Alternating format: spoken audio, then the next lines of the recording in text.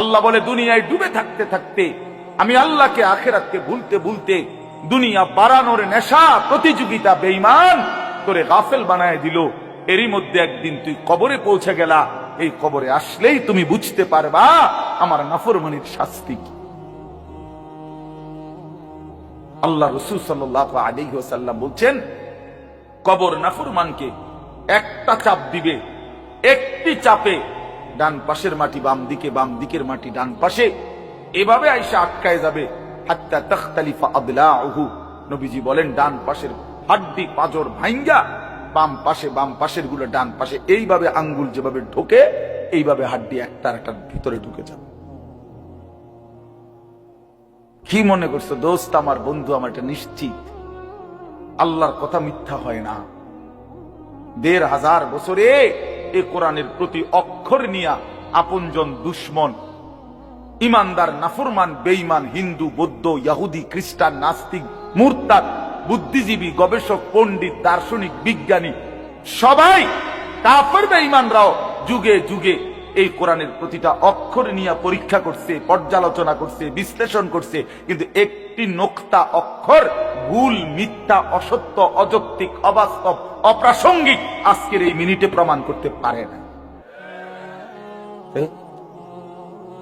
যদি সন্দিহান হইতো তত প্রমাণ হয়ে যাইত যে এই সমস্ত তথ্য উপাত্তের আলোকে প্রমাণিত হলো কোরআনের এই আয়াতটি ভুল। সেটা কোনটা? এমন হইছে? কথা বলে না কেন? বলো জেনারেল শিক্ষিত ছেলেরা, তোমরা বলো ভাইয়া, পদার্থবিজ্ঞান জীববিজ্ঞানের কোন তথ্যের আলোকে কোরআনের কোন তথ্য ভুল? রসায়ন বিজ্ঞান উদ্ভিদ বিজ্ঞান সহ যাবতীয় বিজ্ঞানের কোন সূত্র মতে কোরআনের কোন শব্দ ভুল হয়েছে, কোন তথ্য ভুল হয়েছে? হয়েছে বাবা। তাইলে কবর ভুল হবে কেন? আখিরাত ভুল হবে কেন? জান্নাত ভুল হবে কেন? হাসরের মাঠ ভুল হবে কেন? ইসরাফিলের ফু মিথ্যা হবে কেন? এই পৃথিবী যে ধ্বংস হবে এই কথা মিথ্যা হবে কেন? মিথ্যা হবে কেন? যদি মিথ্যা হতোই তো আল্লাহ তাআলার দুনিয়াবি কথাগুলো তো ভুল হইতো, সেগুলি তো ভুল হয় না। নবী সাল্লাল্লাহু আলাইহি সাল্লামের 1450 বছরে আমাদের নবী সাল্লাল্লাহু আলাইহি সাল্লামকে নিয়ে শুধু মুসলমানরাই গবেষণা করে নাকি? কাফের বেঈমান আমাদের চাইতে বেশি করে,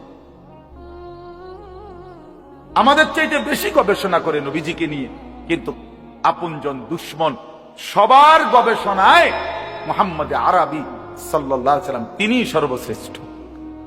বন্ধু পরীক্ষা করলেও তিনি শ্রেষ্ঠ, দুশ্মন পরীক্ষা করলেও তিনি শ্রেষ্ঠ। বাহ!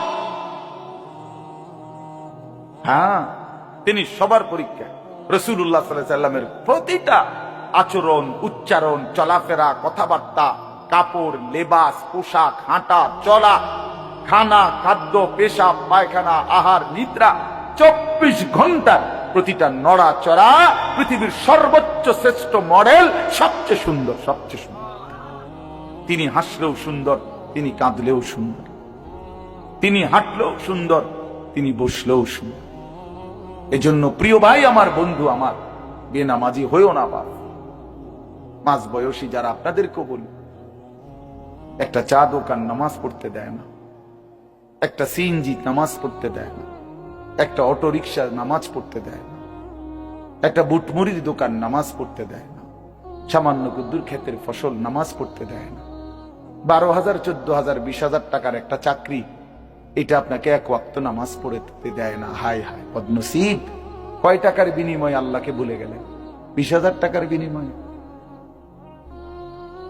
একটা দোকানে কয় হাজার টাকা বেতন হলো, এই 30,000, 40,000 টাকার বেচা কিনার বিনিময়ে আল্লাহকে ছেড়ে দিলেন। যুবক ভাই, তোমরা এই 12, 14, 20,000 টাকার একটা মোবাইলের কাছে আল্লাহকে ছেড়ে দিলা। মাত্র 20,000 টাকায় তুমি ইমানদার বিক্রি হয়ে গেলা। ছি ছি ছি! মোমেন তো এত কম দামে বেচা হয় না, এত অল্প দামে তো বেচা হইবার কথা না ভাই। মাত্র একটা 15-20,000 টাকা দামের মোবাইলের কাছে তো বিক্রি হয়ে গেল। নিজের ইমান, নিজের ইসলাম, নিজের আখিরাত, আল্লাহর সাথে সম্পর্ক, রাসূলের সাথে সম্পর্ক, ধর্মের সম্পর্ক, কোরআনের সম্পর্ক সব ছেড়ে দিলা, সব ভুলে গেলা। তুমি চেনো না আল্লাহ কি, রাসূল কি, আখিরাত কি।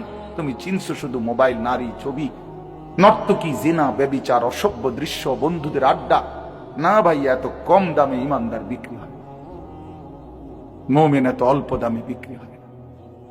হ্যাঁ, 54 বছরের যেই জালেম স্বৈর শাসক বাপ পুতে মিলে সিরিয়ার ওই জালেম স্বৈর শাসক ফ্যাসিস্ট যে 54 বছর ধরে হাজারো লক্ষ মুসলমানের রক্তে জমিন ভাসাইছিল, কারাগারের অন্ধকার প্রকোষ্ঠে আটকায় রাখছিল, মুসলমান ইমানদারের রক্তের আহাজারিতে আল্লাহর জমিন কাঁপতেছিল, ওই সিরিয়াতে এই যে কয়দিন, মাত্র 2 দিন হলো, 8ই ডিসেম্বর 24 বছরের জুলুমের শাসন থেকে পলাইয়া সিরিয়ার প্রেসিডেন্ট বাশার আল আসাদ ভাগছে, পলাইছে। শুনছেন আপনারা? পলাইছে, নতুন উইকেট পড়ছে, শুনছেন? এই যে 8ই ডিসেম্বর আরেকটা উইকেট পড়ছে। প্রথম উইকেট পড়ছে 5ই আগস্ট, দ্বিতীয় উইকেট পড়ছে 8ই ডিসেম্বর। 2024 উইকেট পড়ার বছর, 2024 উইকেট পড়ার বছর। এবছর বোলিং ভালো হয়েছে, এবছর উইকেট পড়তেছে, 2 উইকেট পড়ে গেছে। আগামী উইকেট নেতানিয়াহু, ইনশাআল্লাহ। ইসরায়েলের কুত্তা হেরে যাবে ইনশাআল্লাহ। ইসরায়েলের ওই বেঈমান নেতানিয়াহু অয় ভাগবে, অয় পালাবে ইনশাআল্লাহ, কোনো সন্দেহ নেই। ফিলিস্তিনের বিজয় হবে ইনশাআল্লাহ, ফিলিস্তিনের বিজয়। আর ওই যে 130 কোটির ধমক দেখায় যে বেটা, ওই মোদি, ওরাও হেরে যাবে ইনশাআল্লাহ, ওরাও হেরে যাবে। ওখান থেকে আলুর ধমক দে, আলু, পেঁয়াজ, বেটা মন্ডা কয় আটটা গিয়ে কন্যাই কথা কস বেড়া, পেঁয়াজের ধমক দেশ বেড়া।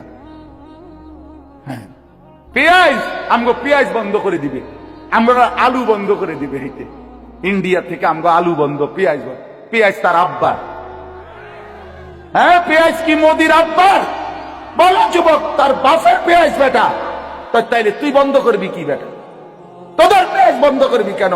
তোদেরকে পেঁয়াজ, রসুন, আদা, চাল, ডাল, ভাত, মাছ খাওয়াই যিনি, 24 ঘন্টা তোদেরকে বাঁচায় রাখছে যিনি, তিনি তো আমার আল্লাহ বেটা, আমার আল্লাহ, আমার আল্লাহ।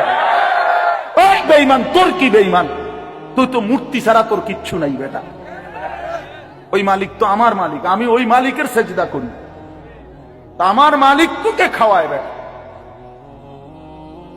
আল্লাহ রিজিক দেয় ওদেরকে, ওরা আম করে ধমক দেয়, ওরা আমাদেরকে ধমক দেয়।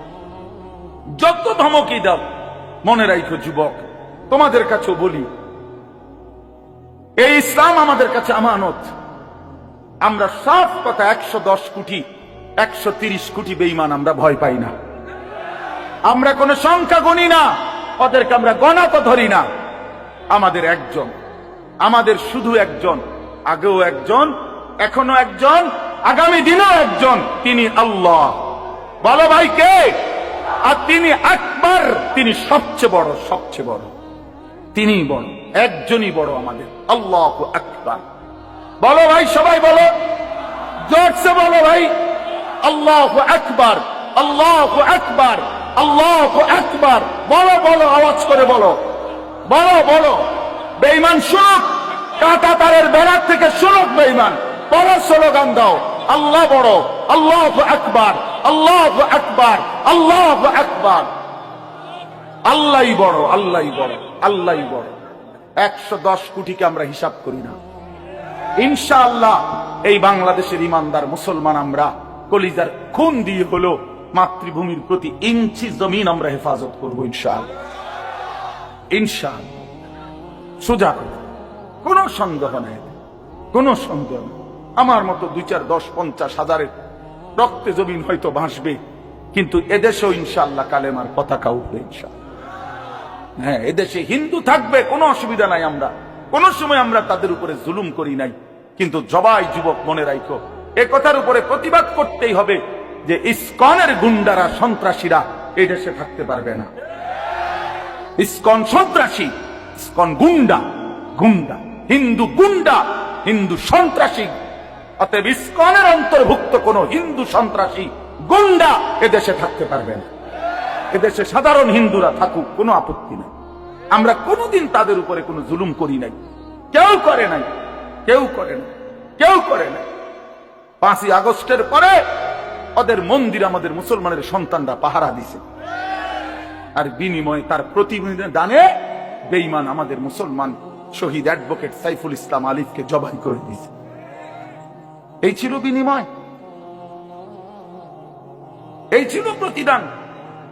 তোমরা যুবক ফিরে আসো ভাইয়া, আগামীর সম্ভাবনা ভাই আমার, এটা মনে রাখো ভাইয়া, আগামীর সম্ভাবনা নিশ্চিত ইসলামের। সারা বাংলাদেশ হিসাব ধরো না, সারা পৃথিবী মিলাইয়া ধরো, বাংলাদেশ সারা পৃথিবী সহ ভাবো, সারা পৃথিবীতে ইনশাআল্লাহ মজলুমের বিজয়, সারা পৃথিবীতে ইমানদারের বিজয় হচ্ছে এবং হবে ইনশাআল্লাহ। হবে আগামীর সময়টা মাহাদি এবং দাজ্জালের লড়াই হবে ইনশাআল্লাহ, ঈমান এবং কুফরের জিহাদ হবে ইনশাআল্লাহ। সেই জিহাদে, সেই যুদ্ধে ইসলামের জন্য জান বাজি রাখতে নওজোয়ান রেডি থাকতে হবে ইনশাআল্লাহ। আল্লাহ তাআলা প্রতিটা যুবককে কবুল করে নেন। মোবাইলের ওই আড্ডা, নারীর আড্ডা, জুয়ার আড্ডা বন্ধু, সুখ আসবে না। আমি অনুরোধ করলাম, কতজন নারী দরকার তোমার? সারা দিন রাত নাচ গান ছবি, এই উলঙ্গ দৃশ্য বন্ধু সুখ দেয় না। মদের আড্ডা, জুয়ার আড্ডায় সুখ হয় না, সুখ হয় না ভাই আমার। কোন হারামখোর সুখে নাই। একটা সুদখোর, ঘুষখোর, বাটপার এই ওজনে কম দেয়, ধোকাবাজি করে, প্রতারণা করে, হারাম রোজগার করে, একটা হারামখোর সুখে নাই। আমি চ্যালেঞ্জ করলাম, একটা সুদখোর, কিস্তিখোর, হারামখোর সুখে নেই। একটা নেশাখোর জুয়ারি সুখে নেই, সুখে নেই। বেপর্দা নারী একটাও সুখে নেই, একটাও না, একটাও না। রূপ যৌবনের ফেরিওয়ালা, রাস্তায় ফেরি করে যারা, নিজের যৌবনের, নিজের রূপের এই অসৎ নারী কোনদিনও সুখ পায় না। সুখ, সুখ, সুখ, শান্তি, তৃপ্তি, দিলের স্বস্তি, অন্তরের প্রশান্তি আল্লাহর কসম আল্লাহকে মানার মধ্যে, সেজদার মধ্যে। হাদিসে আছে আল্লাহ তাআলা বলছে, বান্দা তুমি যদি আমার বন্দেগীর জন্য সময় দাও, আমি ওয়াদা দিলাম, মালাতু সাদরাকা গিনান, আমি তোমার অন্তর ধনী বানিয়ে দেব, দিল খুশ করে দেব। হ্যাঁ, প্রয়োজনে থাইকো কুড়ে ঘরে, চাটাইয়ের মধ্যে থাইকো, তারপরও আমি আল্লাহ দিল খুশ করে দেব।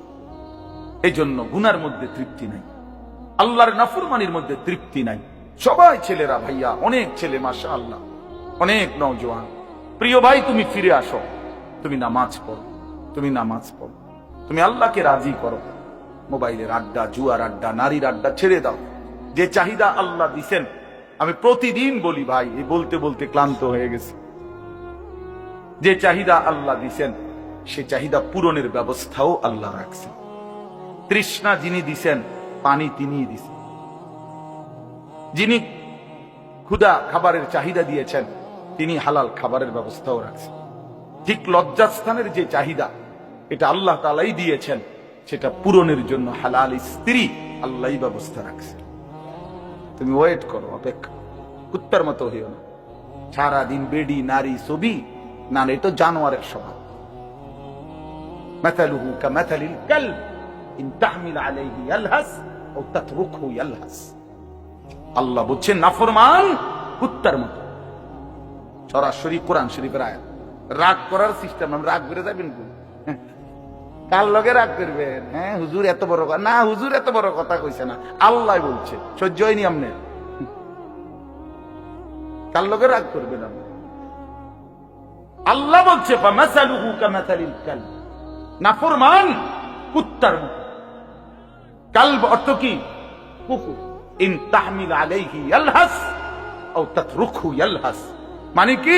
আল্লাহ বলছে তার উপরে যদি বোঝা চাপায় দেয়, তাইলেও সে জিহ্বা বাইর করে দেয়, আর যদি বোঝা সরায় দেয়, তারপরও জিহ্বা বাইর করে।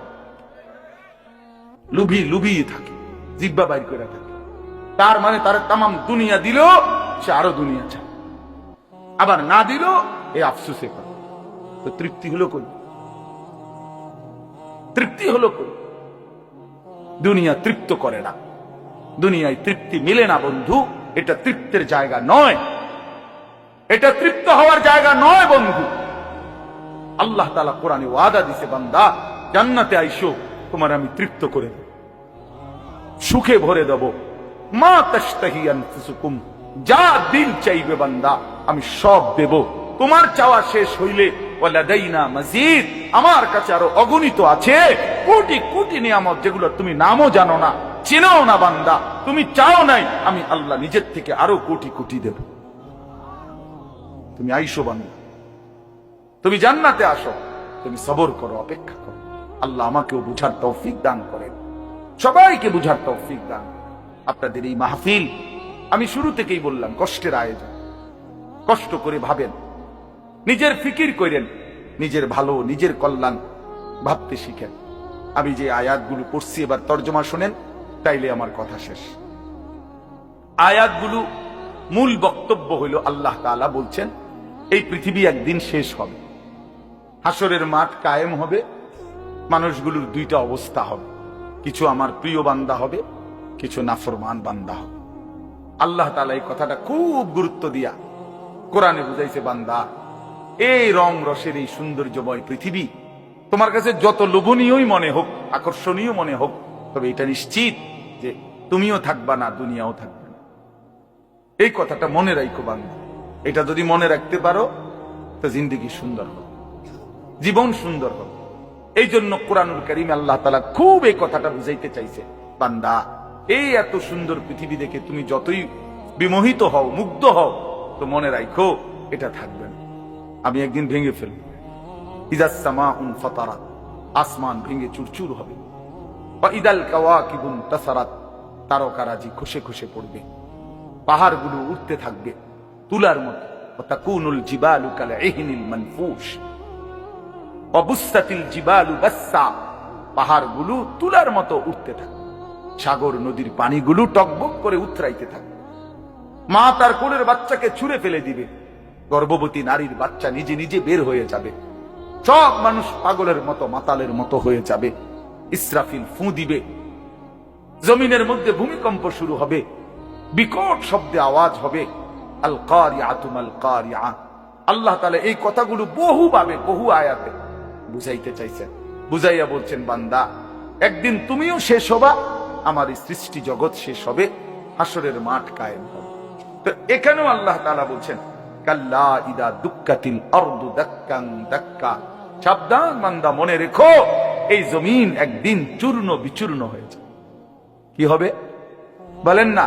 ওইখানে একটা কথা আছে, লম্বা কথা, অতুহিব্বুনাল মালা হুব্বান জাম্মা। আল্লাহ তাআলা বলেন, বান্দা দুনিয়ার মাল আর সম্পদের ভালোবাসাটাকেই তোমরা খুব গভীরভাবে দিলের মধ্যে বসায় লাইলা। তবে মনে রাখো দুনিয়াকে তুমি যত ভালোবাসো, যত মজবুত করো, যত বিল্ডিং, যত ফাইলিং, যত মজবুতই হোক না কেন, এটাই মনে রাখো আমি আল্লাহ এই জমিন, এই সৃষ্টি একদিন ভেঙ্গে চুরে তছনছ করে ফেলব, চূর্ণ বিচূর্ণ হয়ে যাবে। কাল্লা ইদা দুক্কাতিল আরদু দাক্কান দাক্কা। এরপরে হাসরের মাঠ কায়েম হবে। তো হাসরের মাঠের দৃশ্যটা আল্লাহ তুলে ধরছে যে হাসরের মাঠ কায়েম হবে, মানুষগুলো সব দাঁড়ানো থাকবে, আদম থেকে ইসরাফিলের ফু পর্যন্ত। এই দাঁড়ানো অবস্থায় আল্লাহ তাআলা বলতেছেন, ওয়াজা রাব্বুক, আল্লাহ তাআলা মহান আল্লাহ পাক, তিনি তার শান অনুপাতে হাসরের ময়দানে উপস্থিত হবেন। ওয়াল মালাকু সাফফান সাফফা, কোটি কোটি ফেরেশতা সারিবদ্ধভাবে লাইন ধরে দাঁড়াবে, চারদিকে কোটি কোটি ফেরেশতা, মহান আল্লাহ পাক উপস্থিত, আর মানুষগুলো সব দাঁড়ানো। এই কল্পনা করে হাসরের মাঠ। এবার কি হবে? আল্লাহ বলেন, ওয়াজিআ ইয়াউমা ইদিন বিজাহান্নাম। এই অবস্থায় ফেরেশতারা জাহান্নামকে ৭০,০০০ আগুনের শেকল দিয়ে টেনে হাসরের ময়দানে উপস্থিত করবে। মানুষগুলো সচক্ষে জাহান্নামকে দেখবে। জাহান্নাম একটা বিকট তারা আগুনের গর্জন, তীব্র আগুনের যখন একটা গর্জন উঠবে, আল্লাহর কসম নবী বলছে পুরা হাসরবাসী তখন চিৎকার দিয়া বলবে, ইয়া রব্বি নাফসি নাফসি, আয় মাওলা আমাকে বাঁচান, আমাকে বাঁচান। এই প্রথম হাসরবাসী কথা বলবে, তাফসীরে আছে, হাদিস।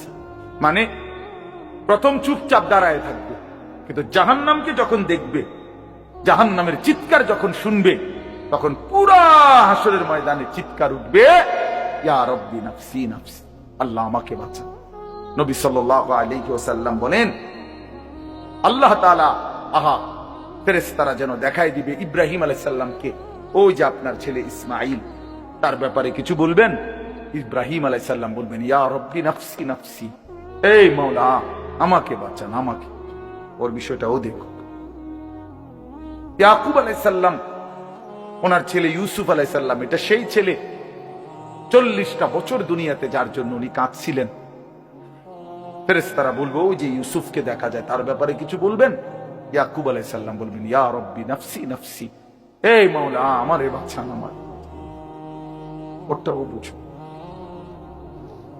ওয়াজিআ ইয়াউমাইদিন বিজাহান্নাম, জাহান্নামকে হাসরের ময়দানে আনা হবে। বন্ধু, বিষয়টারে তুমি আমি খামখেয়ালি মনে করো না বাপ।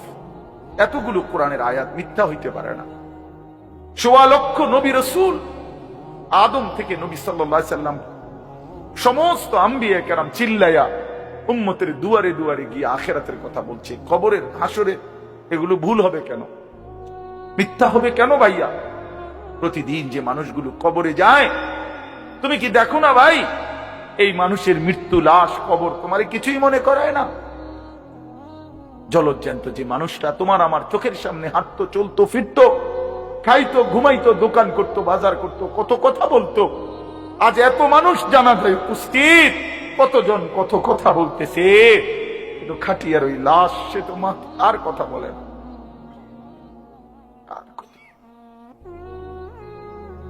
আর কথা বলে না।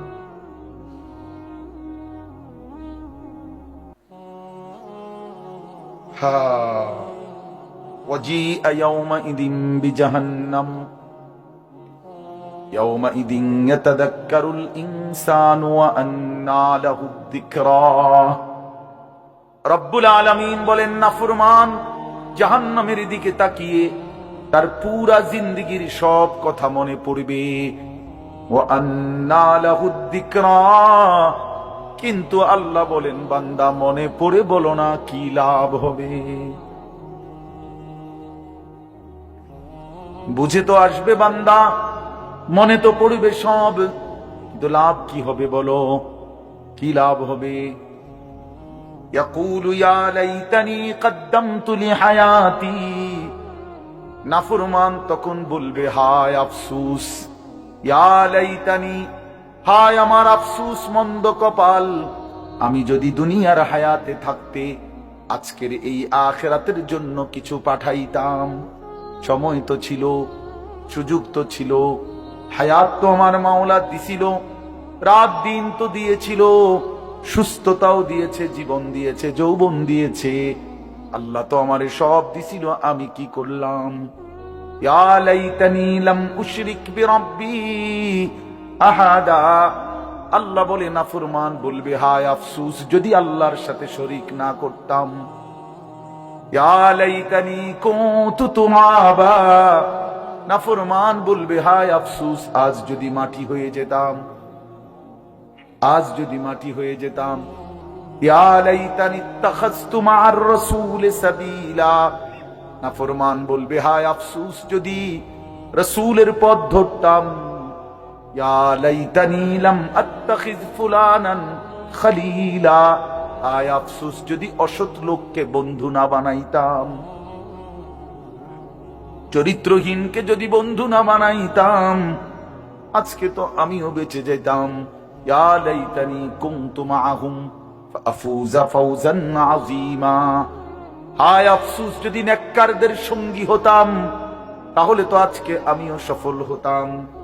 চলেন বন্ধু, শেষ কথা, ফায়াউমাইযিল লা ইউআযযিবু আযাবাহু আহাদ ওয়া লা ইউথিকু ওয়াথাকাহু আহাদ। আল্লাহ বলে, বান্দা, সেদিন আমি আল্লাহর পক্ষ থেকে তুমি নাফরমানকে যেই আযাব দেওয়া হবে, বান্দা বিশ্বাস করো, এমন আযাব তোমারে আর কেউ কোনোদিন দেয় নাই, এমন ফিডা তুমি আর খাও নাই, এমন বেইজ্জতি আর কোনোদিন হও নাই বান্দা, এমন শাস্তি আমি আল্লাহর পক্ষ থেকে দেওয়া হবে। ওয়ালা ইউসিকু ওয়াথাকাহু আহাদ, আল্লাহ বলে, নাফরমান, আমার ফেরেশতা তোরে যেই বাঁধাটা বাঁধবে, এমন শক্ত বাঁধা বান্দা অন্তরে আর কেউ কোনোদিন বাঁধে নাই। আল্লাহ আমাকেই মাফ করে দেন। ইয়া আইয়াতুহান নাফসুল মুতমাইন্নাহ। বিপরীত দিকে এবার আল্লাহ তাআলা ইমানদার নেককার বান্দাকে ডাক দিবে। মানে ওই যে এনেটা ফিডাফিডি চলতে আছে, নাফরমানরে টাঙ্গাইয়া ফিরতে আছে, বানতে আছে, একটা মায়ের চলতে আছে, এই কারণে আবার আমার নেককার বান্দা নিয়ে আবার ঘাবড়াইয়া যায়। আমার আব্বারে দেখতাম, এত রাগী মানুষ ছিল। আমগো বড় কোনো বাইরে যদি আব্বা লাঠি নিত ফিডার লেগা, আমার মনে আছে ছোটবেলায় আমি দেখকেই কাইন্দা দিতাম, চিৎকার দিতাম।